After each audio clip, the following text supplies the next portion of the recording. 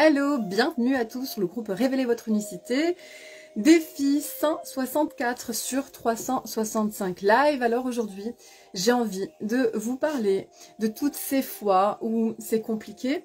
de toutes ces fois où on n'a plus envie, de toutes ces fois où on a vraiment envie d'abandonner, de toutes ces fois où on se sent pas assez, toutes ces fois où on se sent perturbé, abandonné, où on aimerait tout arrêter, ça peut arriver aussi, de se dire qu'en fait, malgré ça, on a le droit d'être fatigué, on a le droit d'être découragé, on a le droit d'être, de se sentir peut-être en difficulté, mais on n'a pas le droit, par contre, d'abandonner ses rêves, d'abandonner ses valeurs, d'abandonner ses idéaux. Et simplement, l'important c'est de considérer qu'on est vraiment toujours dans cette dualité où on va se sentir parfois fort et parfois un peu plus dans sa zone de vulnérabilité, que cette zone de vulnérabilité nous amène vraiment à un autre niveau, quand on arrive à l'accepter, quand on arrive à l'accueillir, quand on arrive à se plonger dedans et à voir l'opportunité que nous réserve l'accueil, l'acceptation de la vulnérabilité. Donc voilà, c'était mon message aujourd'hui que je voulais vous transmettre, c'est que il y a des moments où on va se sentir moins en force, où on va se sentir moins efficace, où on va se sentir vraiment peut-être plus au ralenti, où on va avoir des doutes, où on va hésiter, mais malgré ça, eh bien, faut continuer de persévérer, faut continuer d'avancer, faut continuer d'y croire. Il faut, même si on s'est débranché quelques heures de la prise, de la confiance et de la foi, eh bien, il faut se rebrancher, enfin, c'est bien de se rebrancher le plus rapidement possible. Et la question, c'est pas ça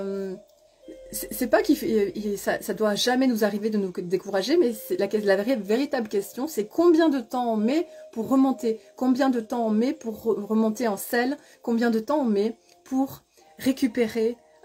tout son potentiel, de se repositionner, de se recentrer dans son essence, d'aller à rechercher en fait sa force intérieure, combien de temps on met pour ça. Donc voilà, et d'intégrer le fait qu'on est dans un processus, un cheminement, et d'accepter ce processus dans son ensemble avec les deux faces de la médaille, c'est-à-dire avec les forces, avec les faiblesses, avec la puissance, avec la vulnérabilité. Et ça, c'est une grande conscientisation. C'est vraiment un grand pas quand on arrive à conscientiser que on va être challengé, on va ressentir à un moment donné du processus, du chemin, du découragement, de la déception, peut-être du désespoir, peut-être des difficultés, mais la question c'est qui on est à ce moment-là. Comment on se parle intérieurement, quel est notre dialogue intérieur, et